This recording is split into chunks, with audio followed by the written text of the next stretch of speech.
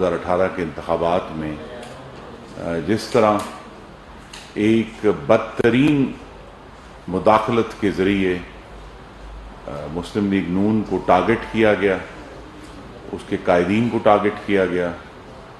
ان کے خلاف سیاسی توڑ موڑ کی گئی، یہ بات اکثر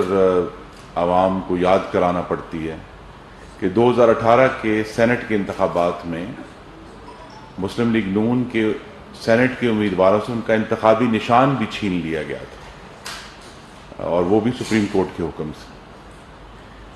اور اس کے بعد پھر جو ہمارے ٹکٹ واپس کروائے گئے، الیکشن والے دن جو ایک بدترین دھاندلی ہوئی آر ٹی ایس سسٹم اور اس کے ذریعے، اور اس کے بعد بھی جس مینیپولیشن کے ذریعے حکومتیں قائم ہوئیں، یہ اصل میں آج جو ہم تناؤ دیکھ رہے ہیں اور پاکستان کی جو معاشی صورتحال ہے، یہ اس کا ایک براہ راست نتیجہ ہے۔ اور اس وقت جو معاملہ ہمارے سامنے درپیش ہے وہ یہی ہے